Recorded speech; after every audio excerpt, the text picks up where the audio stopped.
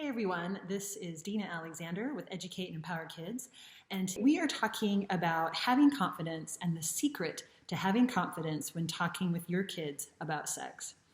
So, I have a lot of parents talk to me over the years. I've been doing this for a number of years, talking as a sex educator, and a lot of parents are still scared. Everywhere we go, doesn't matter what culture, what background, what religious background or no religious background, white, black, Asian, Latino, whatever, most parents are still not feeling confident and secure enough to talk to their kids about some really tough topics. And with living in the digital age and with so many online dangers, including porn, educating our kids, it's really important that we talk with our kids. So I want this to be easy for you. We have an awesome giveaway, a freebie at the end of this webinar for you that's going to really help you, I think, to help you break down all of these topics into simple, doable tasks that will make your job much easier as a parent. I want you to feel like when you are done with this webinar, I got this. I can totally do this. And more importantly, I want you to feel like these conversations have the opportunity to not just educate your kids, but also to bring you together closer as a family. This has been something that I have really been surprised, but also really inspired by over the years as I have done these conversations with my kids, and something that I wasn't quite expecting, but which has been awesome for us was helping them know that mom and dad are okay with talking about tough topics and important topics like sex, like pornography, like intimacy, like healthy relationships. All of these are such critical conversations, and I want you guys to be able to do them easily. So, like I said, I am the CEO and founder of Educate and Empower Kids. I'm a mom of 3 kids, so I have been there with you. I get it. I have my oldest is about to leave the house. And I have taught in some capacity for over 20 years, but specifically in this area, sex education for a little more than 5 years. I'm the author and co-author of 10 books, including our 30 Days of Sex Talks. We have them available for kids ages 3 to 7, 8 to 11, and 12 plus. And a lot of parents wonder why we would start so young. But again, living in this digital age where our kids are bombarded by so much sexuality in every program, even in cartoons, even in all around us in pop culture and music, it's really become important for us to start these conversations at a much younger age for our kids. So I have talked with parents all over the country trying to figure out what it is that they are most nervous about. What are they most scared about when talking with kids? So I want you guys to learn from what I have learned from these parents, but also learn from the mistakes that I have made as a parent. As I talk with educators all over the country, all of us have horror stories of where we have said the wrong thing, where we have been embarrassed, or we've accidentally said something. So first, let yourself relax. Just understand that you're going to make mistakes. That's okay. You're a parent, you're human. No one expects you to be perfect. It's just important that you do begin these conversations. But I also, like I said, I want these to be meaningful conversations. That's why we wrote these books, so that parents can realize, no, wait, this is simple. I can do this, and I'm going to use these conversations to grow closer with my kids. So I have 4 pieces of advice for you on how to make this an easier experience. First, I want you to figure out, what is it that you're scared about? What is it that makes you nervous when you think of these big conversations that we have called the sex talk? What is it that makes you maybe sick or a little nervous about? That is also why we have the freebie at the end. We have broken down tons and tons of topics into small bite-sized pieces. And I want you to be able to look at those and determine, what is it that I am most scared about? And then, because what I have found, again, in talking to parents all over the country, is usually when you get one-on-one with a parent and start talking about, well, what is it that you're really scared about? It is typically just 1 or 2 things, maybe 3 things. Well, guess what? You're not going to start there. You're not going to start with the topic that you are most nervous about. You're going to start with the easy topics. Now, for me and my husband, that happened to be starting to talk about healthy relationships, talking about, what do you want in a partner someday? What kind of a partner do you want to be with your spouse?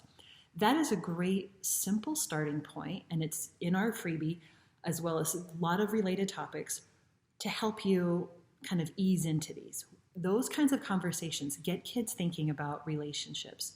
It's also a great door opener to talking about unhealthy relationships and the difference.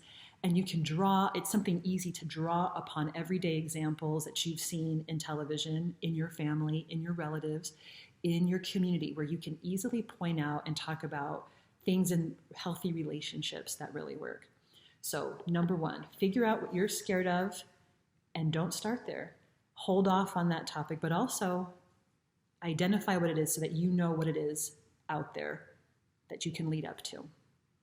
Second piece of advice, do not script out this talk and don't plan it as an event. Having an event makes it uncomfortable for kids, but it also sets up an expectation of what sex talks are supposed to be. We don't want our kids thinking that this is something we only talk about once a year or we only talk about on a Monday night, that this is something that they can have a conversation with you at the dinner table or as they're getting ready for bed or in the car driving to soccer practice.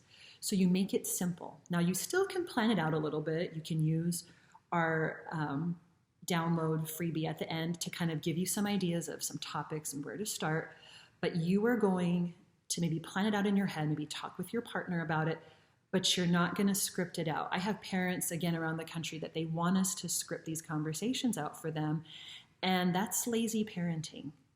It is also just not healthy. It's not helpful to use my words with your kids. I have 3 different kids, and guess what? It has been 3 different conversations. You don't want to use other people's words. It sounds silly. It sounds cliche to use other people's words in your home, okay? Use the language that your kids are comfortable. If those are slang terms, use that. If it is very specific, terminology, use that. Be yourself and be the parent that your kids already know and are already comfortable with. Then start there, okay? Number 3, this is probably the most important of all of the tips. As you do this, lead these discussions from a place of love.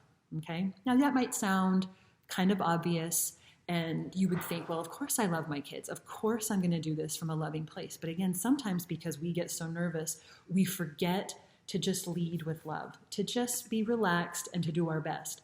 Now, in doing that, when we are leading with love, your kids will know that you care about it. So they are going to overlook the mistakes you make. They're going to overlook if you say something silly or embarrassing, because you are reiterating to them and you're actually saying, I'm having these conversations because I love you, because you're important to me, because I care about you. Whatever language you use in your home, let your kids know that you care about them, and that's why it's so important for you to talk to them about important topics that maybe even sometimes make you uncomfortable, that you want to let them know that I want to talk about these things to protect you. I want to talk about these things with you to prepare you for life, to prepare you to have a great relationship with a husband or a wife someday. Again, helping them know that you love them, and that's why it's so important to have these conversations. Now, and also when you're able to lead with love, I feel like you're able to be more positive. I always like to remember how my mom, I don't remember what she said specifically about sex. I just remember that she was so positive about it. Now, in some ways you might think that's cheesy. It doesn't matter. For little kids, older kids, if they know that you think this is positive, they're going to look at sex as a positive, wonderful thing in their life that is hopefully worth waiting for, okay? So that is a great place to be, is to just be positive. Even when they're talking about something that makes you uncomfortable, if they bring up pornography, if they bring up sexting, if they bring up masturbation, talk about it in a positive way. Whether you agree with the behavior or a certain behavior, positive. Okay, let them know that you care and that that's why you maybe have a specific opinion or an idea on a topic, because you care about them and you're trying to give your kids the best information. Now, in saying that, we're also going to focus on being very real. We're not going to sugarcoat things. We're not going to use silly words to talk about a certain topic. We're not going to brush it under the rug. If they ask you a question, if they've heard a word at school, if they heard the word blowjob, if they heard the word oral sex or anal or porn, you need to address it. It's not we're going to wait until you're older to talk about that. I had an experience where my 9-year-old son at the time overheard me say the words oral sex to a friend of mine when I was talking about oral sex with about a TED Talk that Monica Lewinsky was giving. And my 9-year-old said, "Hey, Mom, what's oral sex?" Well, I knew his older brother didn't know, so I had the two of them, he was 11 and 9, and had a discussion about oral sex. Now, of course, they were shocked, but of course my 9-year-old, who always asks the genius questions, also asked, "What is anal sex?" I wasn't prepared for that, but I went ahead and I answered and let him know. Again, they were surprised and shocked, but I thought he's old enough to ask the question, he's old enough to know. And I firmly believe in that. If they've heard those words, you don't want them lingering. You don't want them asking other people. If they ask you the question, answer it, okay? Fourth and final piece of advice, we have to talk about the negatives and the positives. I think as parents, when we're in protective mode, it's really easy for us to talk about the negatives of sex. Unwanted pregnancy, STDs and STIs, predators. These are all important topics, and some of which they will get at school. However, it's important for you to talk about these things, but also the positives. So especially as they get older and start understanding the mechanics of sex, helping them to understand that this is a bonding experience, that it's positive, that it's done out of love and mutual respect. Okay? Because again, as they are exposed to pornography and other negative forms of media, they're going to start getting some twisted views on sex. You need to be able to combat that with the positives that you have instilled in them, so that when they see something in porn, they can know that's fake, or you know what, women don't really like that. People don't really want to be pushed on the floor and dominated over, okay? So that's why it's important for us to talk about the positives, talk about orgasm, talk about the positive experiences emotionally and physically that are related to sex.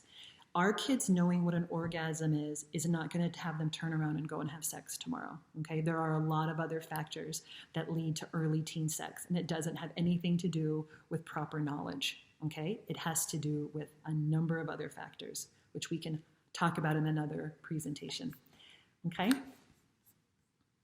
So finally, it's really important, like I said at the beginning, for you to be the source.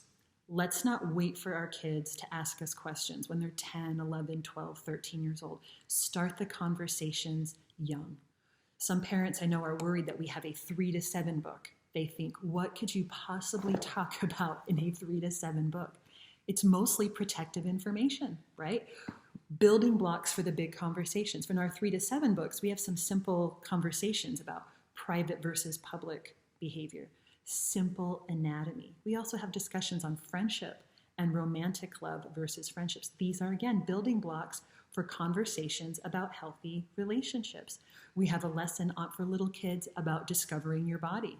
That is a discussion that is a preparation to talk about masturbation later, okay, in a very calm, non-shaming way.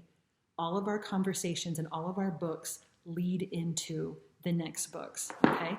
We're, again, super helpful, easy information that we want you from this presentation, but also in looking at our books, to read through it, look at it for 5 minutes, give the lesson. It should be that simple. You should approach these conversations like, I've got that. This is going to be a piece of cake, because it really is.